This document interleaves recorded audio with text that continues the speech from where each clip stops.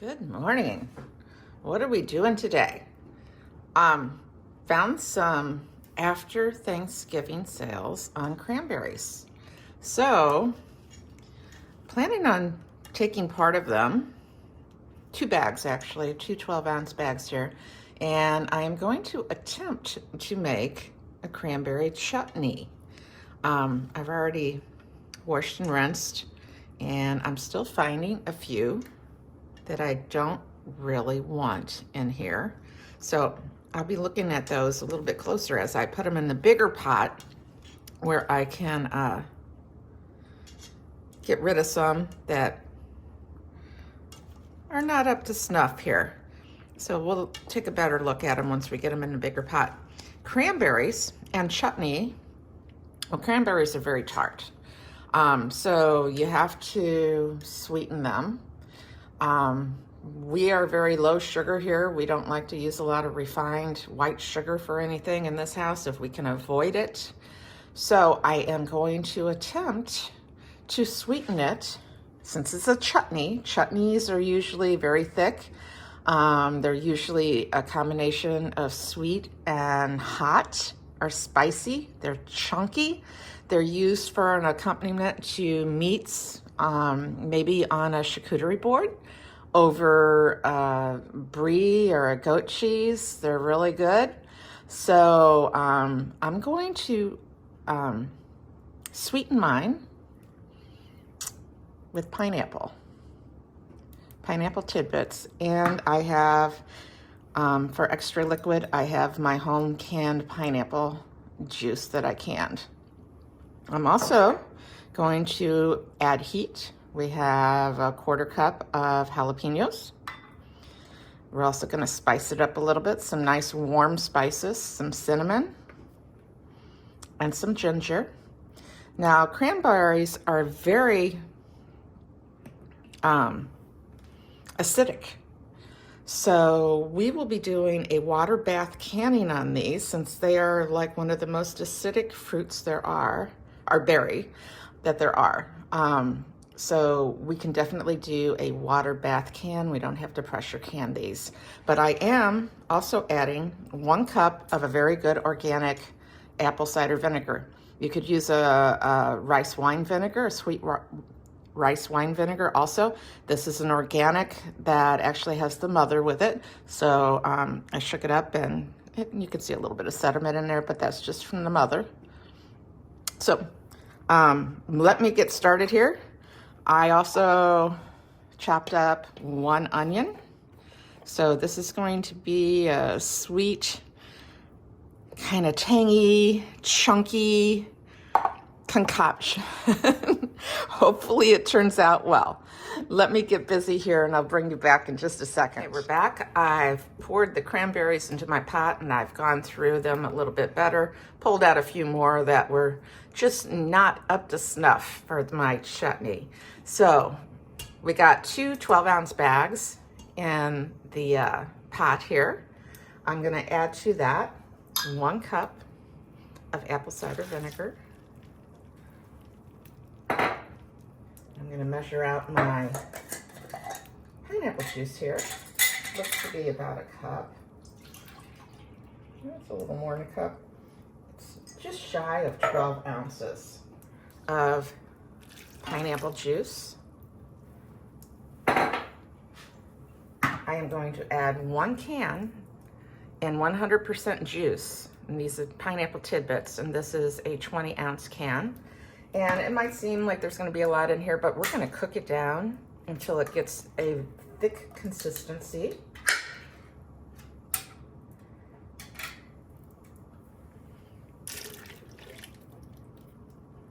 I would have preferred diced, but this is what I had in the pantry today.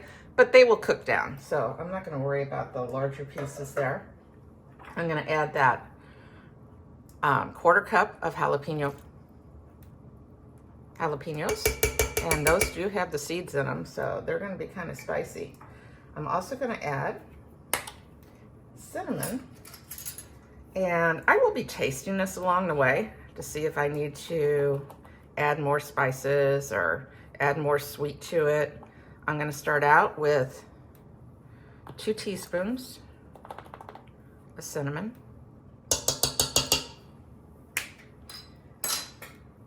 and I have the organic ginger paste.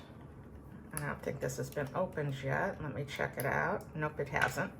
Gotta pull the little piece of foil off of it. I hate these things. They are so difficult sometimes. There we go. Get rid of that. And I am just going to kind of eyeball this. I'm going to start with, looks like about a half a tablespoon of ginger. Then I'm going to put 1 large onion, diced.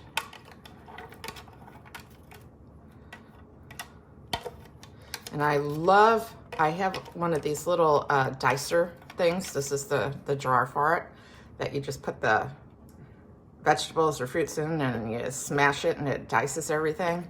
Oh, game changer. Dicing onions is not my favorite cooking activity. So make short work of it. Okay, so I have this on a medium heat, and we're going to let all that cook down, and I will bring you back whenever the cranberries start popping and everything starts getting thicker. And oh, it already smells wonderful, and it hasn't even begun to cook yet. So I will bring you back in a little bit here. Okay. So I just prepared my jars. I'm using these little squatty half pint jars. They're 4-ounce jars. So I'm getting ready to sterilize them in my canner. These are, like I said, going to be water bath canned. I have a Digital Precise electric canner here, which can do water bath and pressure canning. To do water bath canning, basically all you need is a big stock pot, as long as you have one of these trivets or something to put in the bottom. You cannot put your jars directly on the bottom of the pot. A lot of people I've seen use dish rags at the bottom if they're just using a big stock pot. I've never tried that since I have my canner here. So I have made sure that these were washed and checked them for chips and stuff. So what we're going to do is I'm going to heat it up, and it will sterilize these jars, and it will keep them hot, because when you're canning, you want to make sure you're putting something that's hot off the stove into a hot jar, into a hot water canner. It keeps you from thermal shocking the glass and causing any breakage. Okay, so I am going to plug my canner in here, and we'll get started. Okay, so it's flashing pressure can. I don't want pressure can.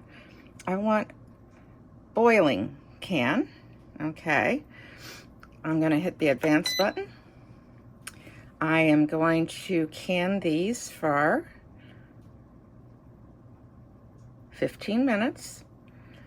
I'll hit the advanced button. It'll tell me to insert my jars. I did. And then it'll say it's warming. And it will beep at me when the warming is done, and it'll hold them in suspended animation until I'm ready to use them, okay? So I don't have to worry about it. So I'm gonna put the lid on, lock it down, and it'll let me know when they're hot, okay? I'll bring you back in a little bit. I am back. It has cooked down. Isn't that beautiful? It's still fairly chunky, which I do want it chunky. I thought about using an immersion blender on it, but I think I'm just going to leave it chunky. The cranberries have all popped and let their juices out. I did, however, and I thought I was going to have to do this, add some more sweetness to it. I added a half a cup of molasses, and about 3/4 of a cup of maple syrup, and 1 cup of coconut sugar. I also added, to balance out that sweet, I added a teaspoon of salt. I debated on putting some of the jalapeno juice in, but it does have some heat. I don't want to get too much heat in it. I think it's good. It has a really good flavor profile just the way it is. It's thickened. It looks beautiful. It tastes good. I'll be jarring this up here in a minute and putting it in the canner. Okay, we're ready to can up these jars. I took them out of the canner. I always put them in a little pan because I'm sloppy and I don't want to make a mess everywhere. So we're going to fill these to 1/4 inch headspace. Let me see what that looks like. We could use just a tiny bit more. That looks good. After we fill these, we will do what's called debubbling. Make sure there's no air pockets in there.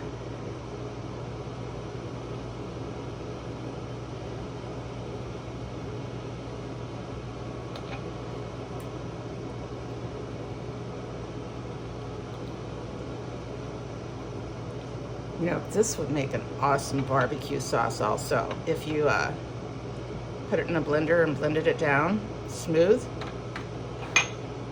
maybe put a little bit more heat on it, more spice, make an awesome barbecue sauce. I hope you can hear me over my exhaust fan. Let me turn that off. There we go.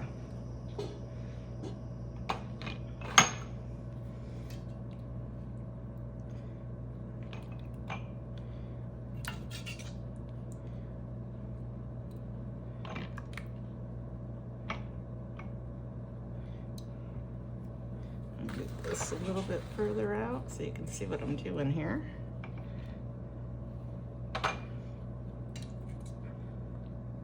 Looks like I may have enough to do a few more jars after I do this load. We'll see. We'll see. Maybe not.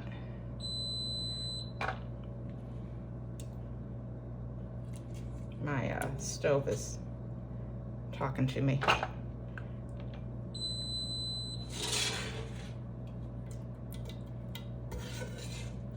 don't know. There's not going to be enough for another jar. I might just save one to eat tonight.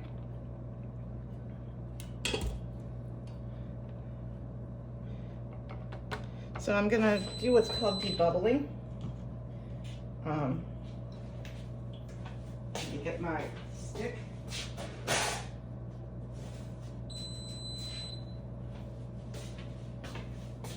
I'm actually going to move you over here since my stove does not like this pan sitting on it. And I will bring you over here. It won't shut up unless I move the pan off of it. So to debubble, we're just making sure there's no bubbles in there. You want to use a non-metallic item to do your debubbling. And use a little chopstick.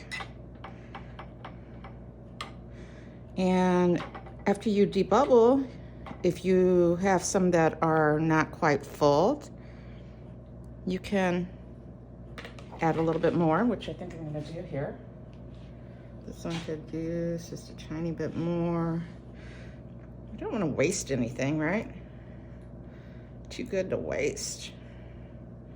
But we still want to keep our headspace good.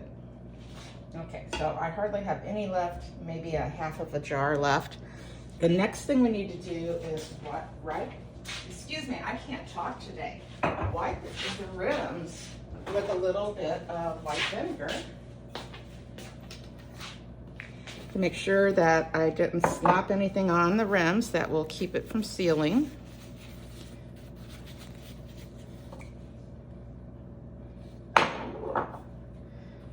These are hot, so you gotta be careful. And this is another good chance for you to check for any nicks on the rim. See, there is a little bit there. That would have kept us from possibly having a good seal.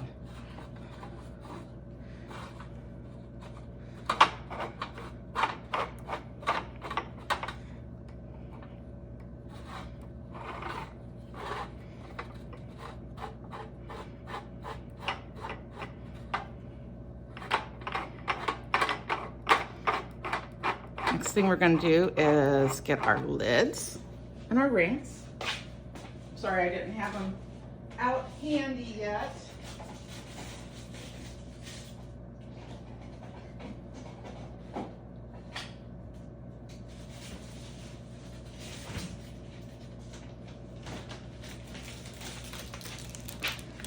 So these are my 4-jar lids. I love these. I have never had a failure with 4 jars. So shout out to 4 jars. They stepped up during the pandemic when people were having issues getting lids.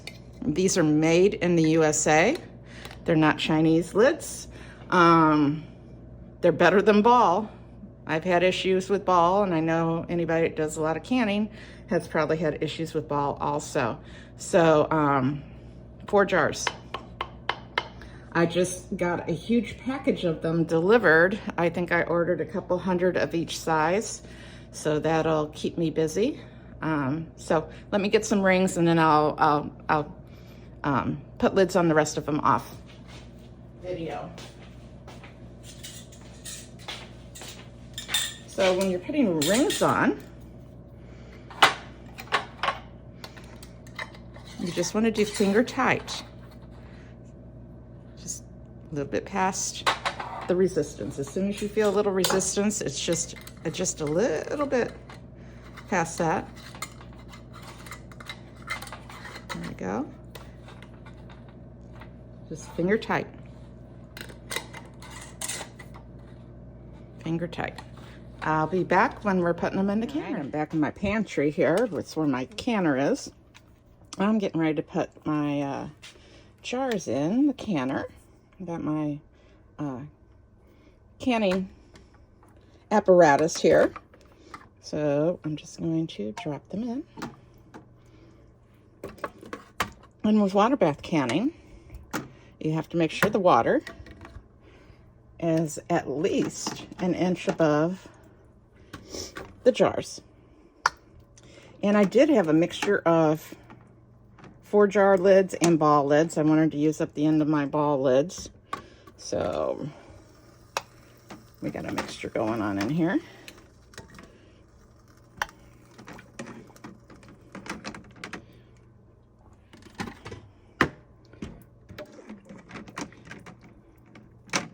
All right, they're all in there, all nice and snug.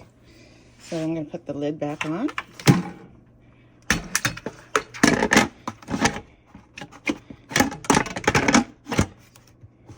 Lock it, lock it. We did fill jars, so we're going to do an advance, and it's going to start to heat again. It'll come up to a rolling boil, and when it detects that it is at a certain temperature on a rolling boil, it will start to count down on the minutes, and it will beep at me when it's done. Okay, the chutney is done. We're going to take them out of the canner here. There it is. Looks beautiful. Nice, dark, rich looking. So they need to cool for 24 hours. And then I'll remove the rings and clean the jars. I will write on the tops what it is and the date that I canned it. And these will either be put in my pantry or they'll be given away for like hostess gifts or brought out at for Christmas dinner. So there we have it. I did put one in the refrigerator, and oh, they're already popping. I would probably have that with a little bit of chicken and a tortilla here in a little while. And maybe I'll give you a little insight on what it tastes like mixed with a little chicken on a tortilla. Okay? Okay, so I'm gonna try this leftover. I put it in and let it chill in the refrigerator, let it chill down a little bit. This isn't one that I canned. This was what was left over. So I'm gonna try it on a little bit of, got a couple slices of turkey here. I'm gonna try it on that. My favorite Mission low carb tortillas. I'm just gonna drizzle a little bit on here.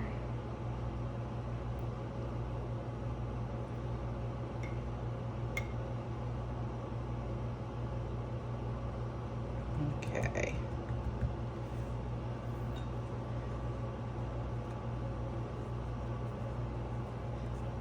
Do a little roll. And we'll give it a bite. Okay, here we go.